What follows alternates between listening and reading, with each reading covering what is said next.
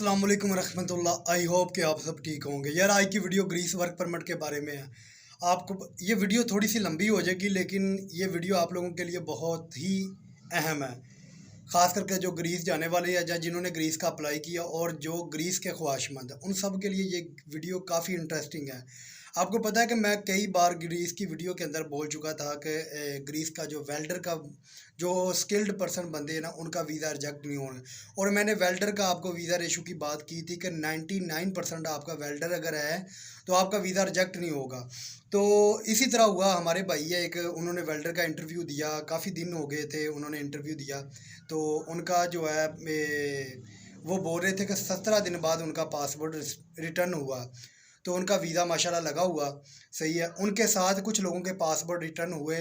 तो एक भाई था बेकरी का, उसका भी वीज़ा लगा था, और 2 साथ और थे वेल्डर, उनके भी वीज़े लगे हुए थे। यानी कि 3 उस दिन वेल्डर थे और एक बेकरी का, और इसके अलावा एक ज़राअत का बंदा, ठीक है, उसका 4 वीज़े लगे थे। 4 कह दिया, सॉरी, 5 वीज़े लगे थे, जिसके अंदर 3 वेल्डर थे और एक बेकरी का और एक ज़राअत का, और बाकी सब के सब रिजेक्ट हुए।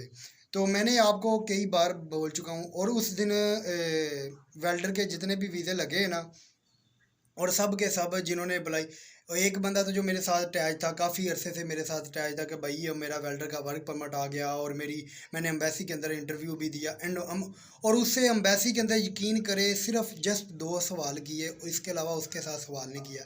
यानी कि वेल्डर के ऊपर वो इतने सेटिस्फाई है कि आप लोगों की सोच है कि जो बंदा वेल्डर है ना, मैं किसी और स्किल का नहीं बात कर रहा, बेकरी या किसी और की बात नहीं कर रहा, जो बंदा वेल्डर है ना, तो वो भाई ना मेरे साथ यानी कि इंटरव्यू देने के बाद मेरे साथ बात करते थे, कहते थे भाई आप मुझे बता दें, मेरा ख्याल है मेरा वीज़ा रिजेक्ट है। मेरे साथ 2 ही सवाल किए मुझसे उन्होंने इतनी।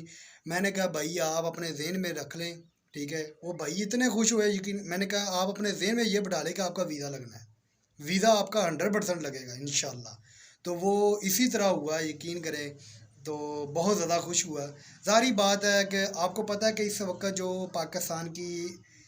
पाकिस्तान के जो मौजूदा हालात है, इस हालात के दौरान पाकिस्तान को 2 ही कंट्री है जो वीज़ा दे रही है, वो ग्रीस और रोमानिया है। ये रोमानिया बेशक रिजेक्शन बहुत ज़्यादा है, लेकिन वीज़े दे रही है, इसमें भी कोई शक वाली बात नहीं है। तो उस भाई का वेल्डर का जब वीज़ा लगा, तो इतना उसने सबसे पहले जो ना मुझे मैसेज किया, और कल डिटेल से बात हुई, यकीन करें, उसके साथ उसने सब कुछ बताया। उसने बोला कि मेरे साथ 2 वेल्डर थे और उनके भी वीज़े लगे थे, और मेरे साथ एक बेकरी वाला था और एक ज़राअत का था, और उसके अलावा जो ना ज़राअत के 13 बंदे थे जिनके वीज़े रिजेक्ट हुए थे, सही है। और साथ में कहता, ये तो मैं उस वक्त की बात कर रहा हूँ जब तक मैं मौजूद रहा हूँ, उसके बाद का क्या सिचुएशन थी वो मुझे नहीं पता। लेकिन उसने भी ये कहता है, ज़ोहेब भाई आप बिल्कुल ठीक कहते थे कि जो वेल्डर बंदा है ना, उनका वीज़ा रिजेक्ट नहीं होगा। यानी कि उस दिन कहता 3 बंदे वेल्डर थे, उनके वीज़े जो ना उनका वीज़ा लगा हुआ था। तो मैं आपकी बात मुझे फ़ौरन याद आ गई, और इसके बाद जो है ना उसने अपना पूरा बताया कि उसने जो वेल्डर का वीज़ा, उसने कोई एजेंसी के थ्रू अपना काम नहीं करवाया। ये भी बात है, आपको पता है कि एजेंसी तक जो है ना, अभी तक डायरेक्ट एजेंसी तक कोई डिमांड नहीं आई, सही है। आगे कोई आ जाए वो एक अलग बात है। तो उनका जो है ना, उनका कोई अजीज़ था, उसके थ्रू उन्होंने वर्क परमिट उधर से, और उसका 3 साल का सऊदी अरब का एक्सपीरियंस था वेल्डर का। याद रखिए कि उस बंदे का 3 साल का सऊदी अरब वेल्डर का एक्सपीरियंस था, और फिर वो बाद में उसको कोई मसला बन गया था, पाकिस्तान आ गया। वो भी वीज़े साथ में अटैच किए थे उसने, ठीक है। उसका उसका वर्क परमिट जो है वो 45 दिन के अंदर 45 या 46 दिन के बाद कहता है वर्क परमिट आ गया था, मुझे याद नहीं। कहते आप ये कह लें कि 2 मंथ के अंदर मेरा वर्क परमिट आ गया था। तो उसने बोला कि उसके बाद जो है ना, मुझे लोगों ने बताया जी एम्बेसी का वीज़ा रिजेक्शन बहुत ज़्यादा है, तो आप ना अप्लाई करें, आपके मेडिकल के भी पैसे ज़ाया होंगे, आपके जो है ना एम्बेसी की फ़ीस भी जाएगी। लेकिन मेरी आपसे बात हुई, आपने मुझे बोला है कि आप आंखें बंद करके, मैंने हालांकि इसको इसी तरह बोला था कि आंखें बंद कर कर आप अपनी अपॉइंटमेंट और अपना सारा कुछ एम्बेसी तक इंटरव्यू दें, और आपका वीज़ा नहीं रिजेक्ट होगा, आपका वेल्डर का वर्क परमिट आ गया। ये भी बहुत बड़ी गनीमत है, सही है। तो उसका ये भी शुक्रिया कि उसने मेरी बात मानी। तो बात मानी तो अल्लाह ने उसको अजर दिया इसका, ठीक है, उसका वीज़ा भी लग गया। तो मेरी उन सब भाइयों से गुजारिश है, काफ़ी बंदे मेरे साथ जो रब्ता करते हैं, भाई हम जो है ना रोमानिया से बहुत डिसहार्ट हो गए हैं, हमें बताएं, कोई तरीका बताएं, हम जो है ना यूरोप चले जाएं। बस यूरोप के इतने यकीन करें। और कुछ लोग तो ये भी समझते कि यूरोप जाना भी सबसे बड़ी कामयाबी है। यार ये भी आप ना समझे कि आप यूरोप को ही कामयाबी समझ लीजिए, ठीक है। जो लोग यूरोप में चले जाते हैं लोग उनको कामयाब बोलते हैं, तो ऐसा कुछ नहीं है। पाकिस्तान में भी बहुत बंदे कामयाब है, गल्फ़ में भी बहुत बंदे कामयाब है। हर बंदे का अपना अपना नसीब है, और यूरोप के अंदर भी नाकाम बंदे हैं, ऐसे बंदे भी हैं। तो बाकी यार, अगर आपने जाना है, मैं इस वीडियो के अंदर भी और इससे पहले भी ये स्टोरी शेयर करने का मेन मकसद ये था कि जो भाई रोमानिया से डिसहार्ट होकर, अगर रोमानिया, अभी आपको पता है कि रोमानिया के लिए भी डेलीगेशन आना शुरू हो गया है, यानी कि बाकायदा आपके जो ना इंटरव्यू हुआ करेंगे। अनस्किल्ड वर्कर को रोमानिया भी अब वीज़ा नहीं देगा, ये भी बात याद रखना, ठीक है। जिनके आगे या उनका अल्लाह, आप अच्छी उम्मीद रखें इंशाल्लाह होगा, और जिनके वर्क परमिट आने वाले हैं उनका भी अल्लाह पाक खैर करेगा इंशाल्लाह। लेकिन आगे की जो आगे कुछ नज़र आ रहा है ना, वो ये है कि जो अनस्किल्ड वर्कर है ना उनको वीज़ा नहीं देगा, क्योंकि डेलीगेशन आना शुरू हो गया वेल्डर के, पाइप फिटर के, ठीक है। इस तरह के इंटरव्यू हो रहे हैं, सही है। तो आगे भी ये होते रहेंगे। और जो जिनको ये बात याद रखें, जिनको डेलीगेशन सेलेक्ट करता है ना, रोमानिया एम्बेसडर चाह कर भी उनका वीज़ा जो है ना रिजेक्ट नहीं कर सकता। स्किल्ड पर्सन बंदे जो है ना उनकी बड़ी वैल्यू होती है। और एक बंदा जो है ना वैसे ही जो है ना अनस्किल्ड वर्कर, ये पैकिंग, वेयर हाउस, इस तरह के बंदे तो उनके पास ऑलरेडी बहुत है। और दूसरी ये बात है उनको पता। और मैं एक और बात बता दूं कि ग्रीस वालों के, कि हमारे साथ मेरे साथ रब्ता करते भाई, हम ग्रीस में चले गए तो ग्रीस से आगे हम कैसे जाएंगे। और मेरा भाई पहले ग्रीस तो पहुँचे।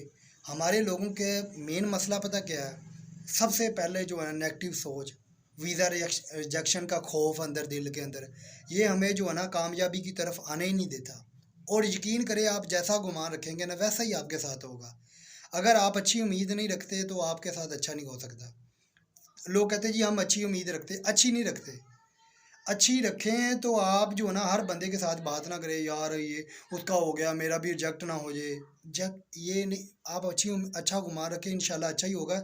और दूसरी ये बात कि ये जो लोग कहते हैं जी हम ग्रीस जाएंगे, ग्रीस जाते ही जो है ना 1 मंथ के बाद उधर से फ़्लाइट कर पकड़ेंगे तो हम दूसरी कंट्री में इटली, जर्मनी, फ्रांस जा सकेंगे, ऐसा कुछ नहीं है।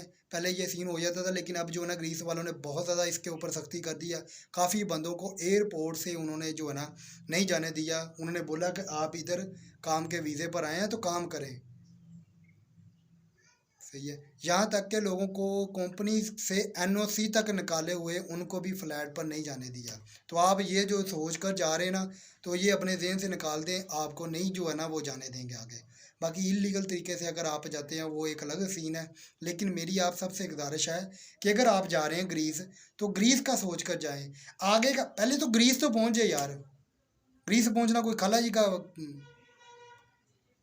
ग्रीस पहले पहुंचे फिर अगला सोचें, सही है। बंदे यकीन करें, मैसेज करते हैं, मैसेज करने के फालतू सवाल, फालतू यार भाई मेरा जो है ना ग्रीस का वर्क परमिट आ गया, का क्या मैं जो है ना आगे अभी ग्रीस से आगे शेंजन में जा सकता हूँ। ओ भाई तू पहले ग्रीस से पहुंच जा, फिर शेंजन भी चल जी। शेंजन ही है ग्रीस, कौन सा अफ्रीका के अंदर है। तो मेरे भाई आप बात को समझा करें जो बात। और दूसरी ये बात कि मैं आप लोगों से ना तो कोई फ़ीस लेता हूँ, आपको फ्री में जो है ना हर तरह की इन्फॉर्मेशन आपको फराहम करता हूँ, ठीक है। और व्हाट्सअप हो या कोई भी हो, और गलत इन्फॉर्मेशन नहीं मैं आपको देता हूँ, और गलत मशवरा नहीं देता हूँ आपको। लोग इसी तरह के जो है ना नाइल कौंसलेट की बात करें ना, एक बंदा मेरे साथ जो है ना काफ़ी बदतमीज़ी है, आप बड़ा आया नाइल कौंसलेट जी जवाब नहीं देता। तो मेरे भाई आप अकेले नहीं होते, पीछे भी 300-400 बंदे का मैसेज आया होता है। एक बंदा कितने बंदों को, और रोज़मर्रा के अपने काम भी करने होते हैं। तो लेकिन मैं जवाब हम अल्हम्दुलिल्लाह सबको देता हूँ, ठीक है। और कोई किसी किस्म का अना नहीं है मेरे अंदर, ये जो लोग कहते हैं, ठीक है, अना वाला कोई इस तरह का कीड़ा नहीं है मेरे अंदर अल्हम्दुलिल्लाह। लेकिन लेट जवाब देना, या कोई आपके गलत सवाल का उसको अजीब किस्म के सवालों के जवाब देने, ठीक है, ये ना नहीं होती। आप जब सवाल ही इस तरह के करेंगे, ठीक है, जो आप एक बात आपकी क्लियर नहीं होती, 10 आप आगे रेडी। मैं आप एक ही बंदे को जो है ना मसलन 3-3 घंटे 4-4 घंटे तो नहीं दे सकता। यही सिंपल सी बात होती है, आप सिंपल बात करें 4 से 5 मिनट के अंदर अपना काम बल्कि 1 मिनट के अंदर क्लियर हो जाता।